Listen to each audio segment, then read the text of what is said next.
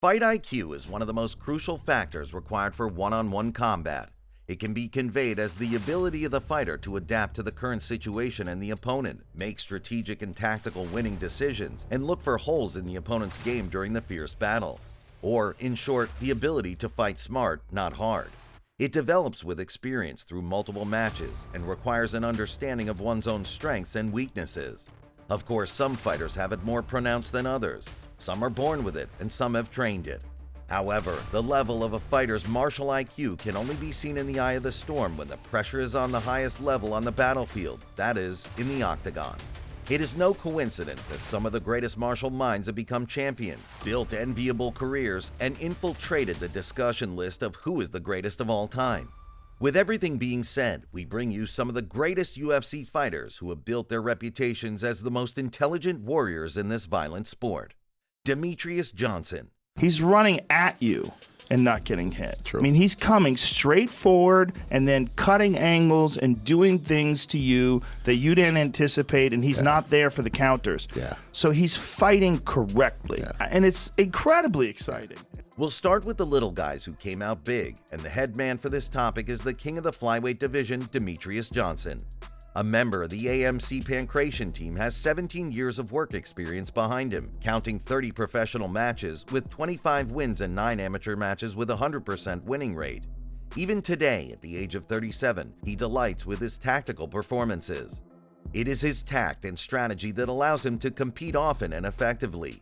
The coordination of his movements, perfectly synchronized with his fighting mindset, makes him a dangerous opponent for whoever stands across from him.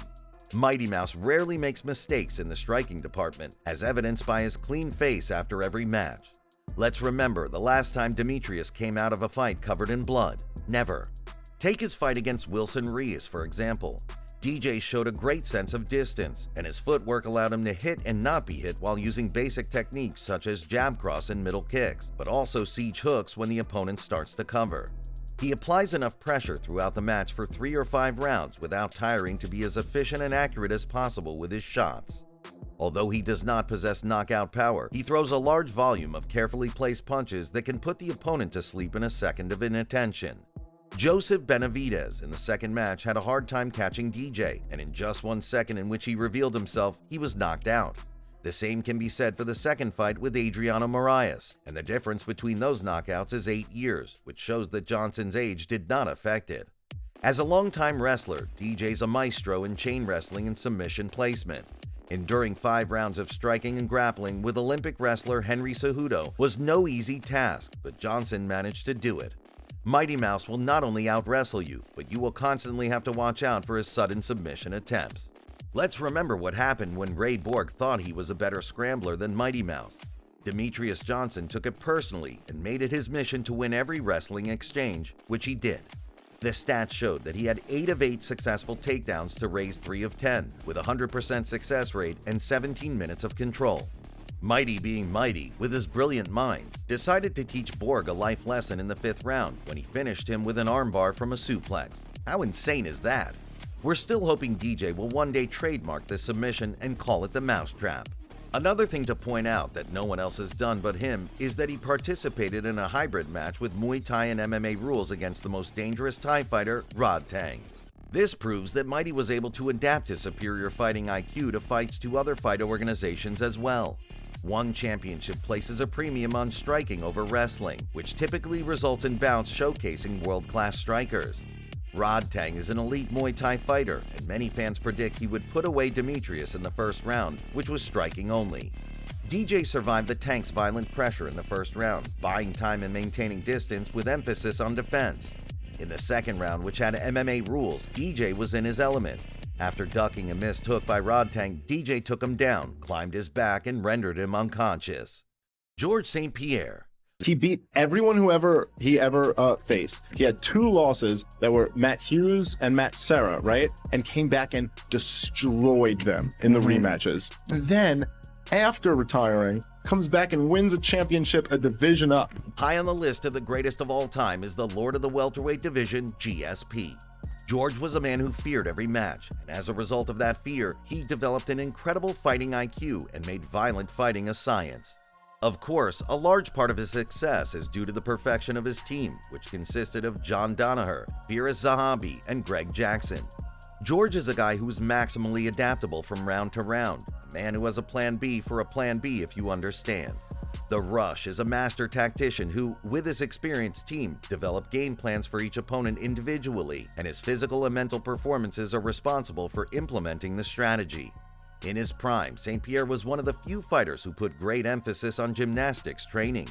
The very fact that he did what no one else does speaks volumes about his genius thinking. GSP tended to draw reactions from fighters with a lot of feints.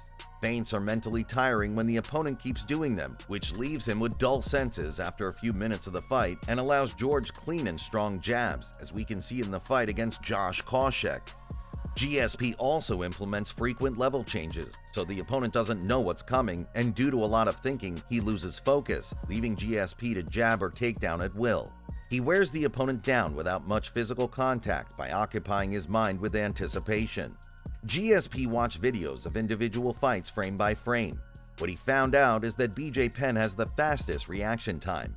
His strategy was to out-wrestle BJ to tire him out and nullify his speed. Consequently, he knew that BJ Penn had excellent boxing skills, so wrestling him would mean a buildup of lactic acid in his shoulders. If we pay attention to the fight, BJ was indeed getting slower and had less crisp boxing. The way one welterweight giant defeated another is superb and highly intelligent. In the rematch against Matt Serra, a black belt in Brazilian Jiu-Jitsu, we can see how George spent a lot of time in a dominant top position, not allowing Matt a second of space and wearing him down physically while avoiding any danger on the ground. This can also serve as proof of his will and belief in his fighting IQ to enter the match and avenge his defeat in just 2 rounds. Just like Demetrius, George did not use some attractive and flashy combinations, but rather basic techniques with top setups and maximum efficiency because great minds think alike. Another link between brilliant minds is George's supposedly boring way of fighting, simply because he didn't finish off his opponents. Instead, GSP implemented dominance and superiority and patiently picked apart his opponents, and it took the mastermind to do so. Besides excelling in his prime, where every fighter shows 100% of his capabilities, GSP returned after 4 years in a title fight against Michael Bisping to show how important fighting IQ is regardless of so-called ring rust. Years later, his jabs are still highly placed and an effective weapon against bigger opponents. It takes wisdom to be able to press a bigger opponent like Bisping, who is a top striker. Once again, he showed the masking of his jab, which can become a takedown at any moment. This is precisely why Bisping became hesitant in his sharp attacks in the first rounds. Whenever you attack an opponent who immediately fights back, it creates a sense of hesitation. His defensive intelligence makes it pretty hard to pressure him. Whenever Michael wanted to close the distance, GSP intercepted with a jab or took him down, where he showed his wrestling skills and ability to keep the bigger man on the ground, as seen in the 3rd round. John Jones. One of the biggest martial arts minds still active is John Bones Jones, the man who became the youngest UFC champion and remains at the top of the rankings to this day, and the competition he went through in 15 years of competition is nothing short of wow. John Jones, as a member of the Jackson Wink MMA team, has 27 wins and no losses if you don't count the disqualification against Matt Hamill. Johnny Boy has studied and gotten to know all of his opponents better than their trainers, reviewing their fights over and over again. He remembers their habits, movements, and favorite shots, and looks for holes in their game. Okay, we can all do that while sitting in front of a screen and analyzing a match, but Jones excels at transferring that knowledge into the octagon when fight nerves are running high. Therein lies the key to Jones's dominance over the light heavyweight killers. The fighters often come prepared and put on a great match, but John was always a step or two ahead of them. One of the deadliest weapons is precisely his mind, which tries to use the element of surprise so that each technique passes through certain opponents. In the GOAT conversation, it's not just about fighting well, but rather about fighting intelligently, and that's what John does best. Let's take a look at one of Bones' most impressive wins, where his IQ excelled in his second match against Daniel Cormier. Every time any opponent moves forward, Jones aims with his notorious oblique kicks to intercept the attack, meaning if you want to get close, you'll lose your knees. It hurts so bad trying to get close to him. I tell you that, hey, dude, it hurts so bad. Joe, I'm telling you, it hurts so bad. The kicks to the body and the knees, but with him, he was a southpaw, so his lead leg was right there, so I wanted to grab a single leg. But this dude would be stepping back, kneeing me. And then I'd be like, okay, so I need to stop going forward. So now I'm at range and he blasts body kick and then body kick. So now you're like, shit, I'm not going to stay on the end of these body kicks because they hurt. So then you get close and he knees you. The champion repeatedly targeted DC's front leg and body. He stabbed him in the stomach with knees and hooks to occupy him around the lower extremities. At the final moment, he changed his direction and instead of legs or body, threw a kick to the head that stunned DC, who was clearly expecting a blow to the body.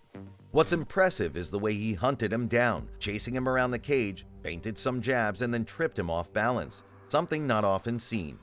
All it took was a couple of punches from the top position for the referee to call off. What's amazing is that prior to this fight, DC confidently remarked that Jones was not going to catch him with a left head kick. But Jones did just exactly that. So do not think you're going to kick me with the left foot in the head. After a decade of competition, Jon Jones returns after a 3-year hiatus and once again shows us with his intelligence why he is #1 in the title match against Cero Gain. Everyone who thought it would be a tough matchup for the GOAT was wrong because Jones wasn't so crazy to stand with Gain, but to take him where he's most effective, on the ground. Without thinking too much, Jones just needed Gain to get close, which he did after he missed a cross and Bones latched onto him, took him to the floor, and finished him off with a guillotine in the blink of an eye. Jon Jones is the GOAT. He's the GOAT. Now it's undeniable. It's undeniable. There was all this debate until Yeah. he submitted Cyril Gane and became the heavyweight champion. Only fighters like Jon Jones, George St. Pierre, and Demetrius Johnson can come back after a break to take the title in the weight class above and make it look easy. Their performances can serve as a textbook example of perfection. We hope every one of you is aware of how lucky you are to witness these 3 fighters in their legendary appearances. Do you agree with our selection? Who would you elect to the UFC Fight IQ Hall of Fame? Let us know in the comments below.